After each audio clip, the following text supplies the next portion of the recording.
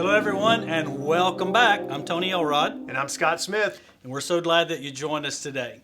In the past, we've talked about things that will create a healthy church: great worship, great preaching, and today, one of the most important, great children's ministry. Children's ministry, believe it or not, is one of the greatest mission fields that you have.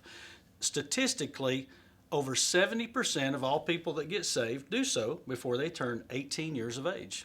Absolutely, Tony. And I believe we, probably most watching this video, ourselves included, can testify to that is our story as well. So it's extremely critical, not that just we have children's ministry, but that we do it well. Right. And just looking at statistics and knowing that a lot of you are in one of three categories. Either one, you look and you say, we have children's ministry and we do a pretty good job, and we hope today is going to help you make that better. I think a second group of you say, hey, we have something for kids. I'm not really sure what we do, but we do something, and you're really going to want to absorb this content and make sure to go back and find out and learn the questions you need to ask. And then a third group is probably watching this and maybe you barely clicked on because you do not do anything for children's ministry.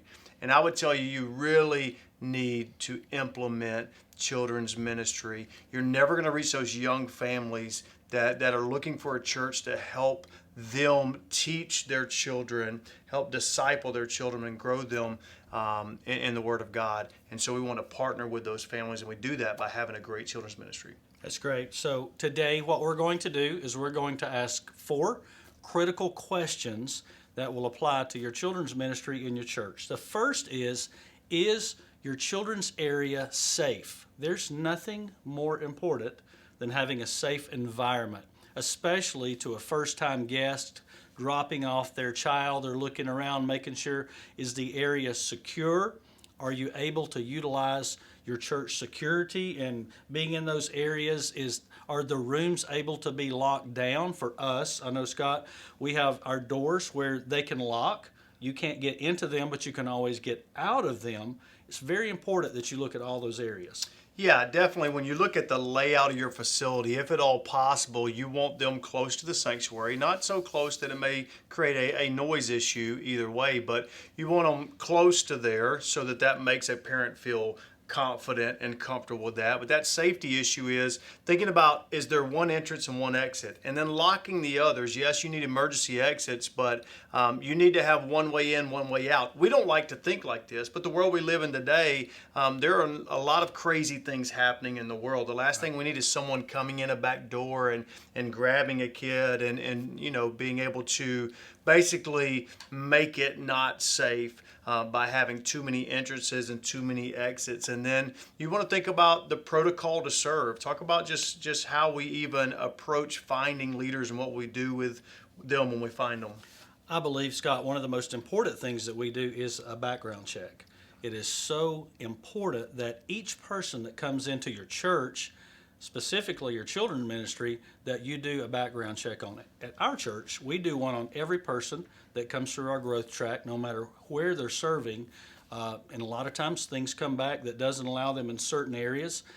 You and I, we get the opportunity to meet with a lot of pastors. I had a conversation just the other day with a pastor that I had told, you better do background checks on all of your people, and he did it. And he said, guess who showed up at my church this past Sunday? I said, who? He said, the police, and escorted my cameraman into the squad car for something that he had done because he did not do a background check on that person beforehand. So important. Yeah, it's so important to do the background check. And again, we make that universal so it doesn't feel like we're picking on any one person. We ask everyone to do that serves in any capacity. But specifically in our children's ministries, we need to know who's there. And on top of a background check, we also do an application. There you're able to ask some questions. What are their beliefs? Just because they're attending your church doesn't mean they believe the same way that we do. And that's important. I want someone teaching the kids what we believe as adults, what our doctrine is and things of that nature. But you're able to ask a multitude of questions there. And so you have an application and a background check,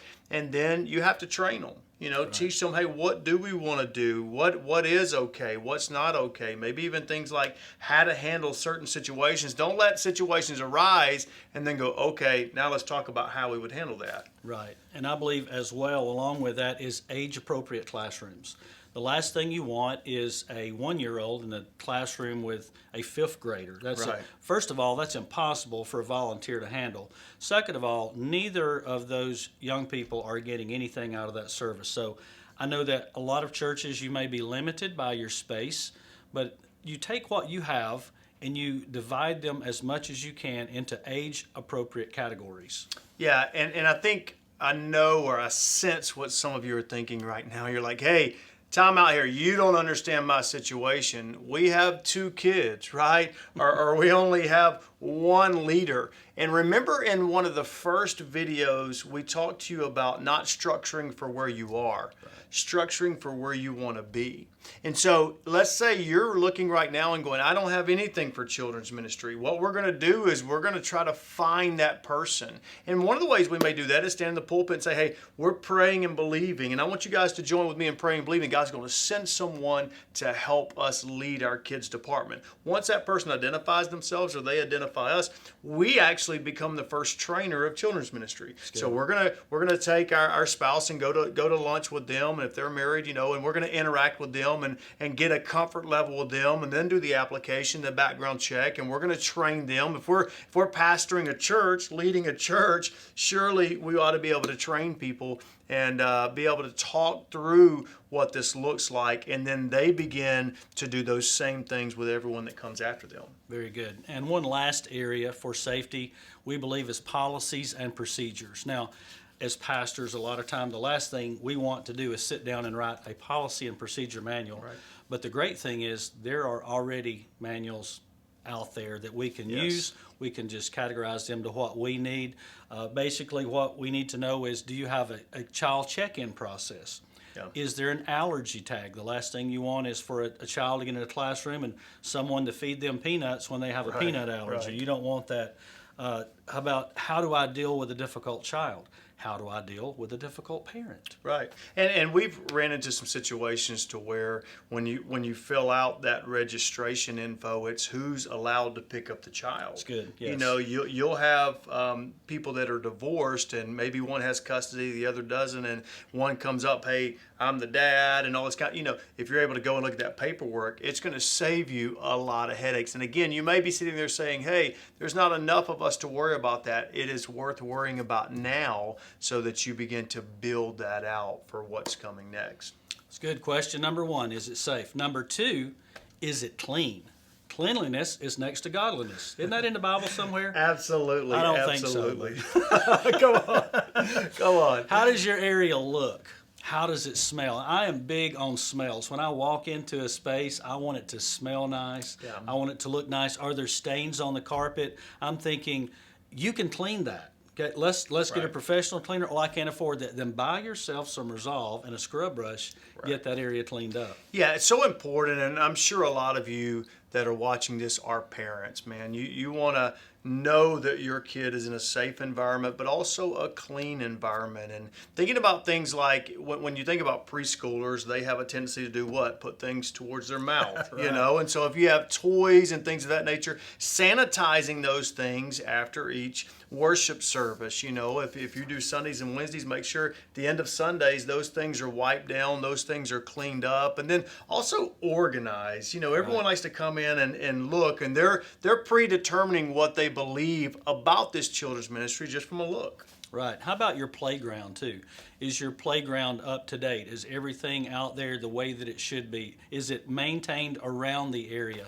Are there hidden areas that maybe the wasp can hide in that might affect a child's allergy, something like that? So it's important you do all that checking, making sure that all of your areas are very clean, which brings us to number 3, a very big one. What did you learn?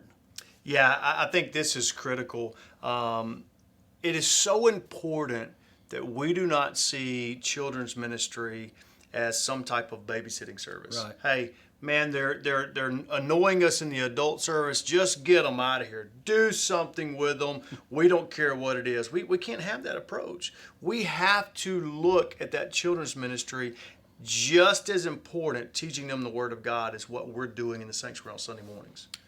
Pastor Scott, I'll never forget sitting in a seminar one time, listening to a pastor, and he was teaching us about children's ministry, and he said, anytime I'm talking to someone, I tell them, one of our nursery workers, our children's workers, I tell them, you're the first person to ever get to teach that child the Word of God. Never think you're babysitting. Always think, I am creating a foundation in this child that will last for the rest of their life. And it's important, I believe, as well, that we partner with parents. Yeah. You know, parents are, a lot of you are parents. We're busy. We've got things going on. So I believe it's important that we're able to send things home with the child that will help them to know how to effectively disciple their child during the week. Yeah, and don't overthink this. Now, you can write your own curriculum. You can do a lot of things. There are a number of great places to get free children's curriculum. I'm talking about top-notch, really well done, and with anything, but specifically children's curriculum, you mold it and adapt it to what you need. I like this part. I don't like this part. Hey, and we don't just throw something out because we don't like one thing. We take and leverage this and utilize the components that fit us. Some people may be able to do skits or do different things or whatever. You take what you're able to use and man, take advantage of some of those resources that are available to you. Why reinvent the wheel, right? Right. If people are doing it great, just adopt what they're doing. Which brings us to question number 4. Is it fun? Is it fun? That's my favorite. Yeah. I'm always wanting to have fun, and I know you are as well. Back in the day, when we worked together many years ago in the same church, I can remember my children were younger then, and one of their favorite television programs was called Imagination Movers on Disney.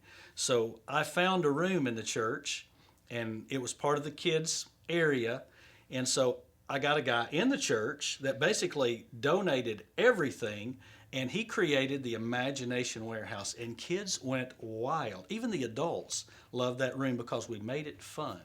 Yeah, absolutely. It's so critical. And just stepping back for a second and thinking about this, these first 2 questions are what you're probably asking going into kids ministry. When I'm coming to the church, to kids ministry, is this place safe? Is it clean? Okay, here you go. When they're coming out, we're asking, hey, what did you learn? And we'll know if they had fun or not, right? But that's so critical that we're creating a space.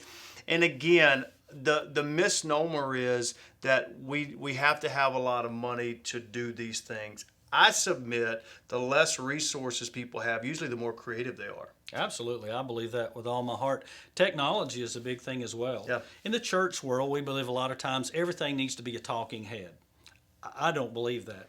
If there is technology out there that we can utilize, that we can purchase or we can get for free that will help enhance how these children are learning. I mean, you think about it, the majority of what they're learning now is on the internet, so why would we not adopt that in the church? Find what is age appropriate, use that so that they're gleaning what they need to glean. And I would say this too, if you are a church that is doing this on a smaller scale, you can find multiple churches doing it at a larger scale and reach out to those children's pastors. And I would be willing to bet almost everyone, if not everyone, would be willing to invite you in and just shower you with ideas, resources. Hey, you can do this, you can do that. We've done that a ton through the years, and we love doing it, which is part of the reason why we're doing this right now. But you can also just network with some other people. Don't feel like you have to create these things on your own. We're giving you 4 questions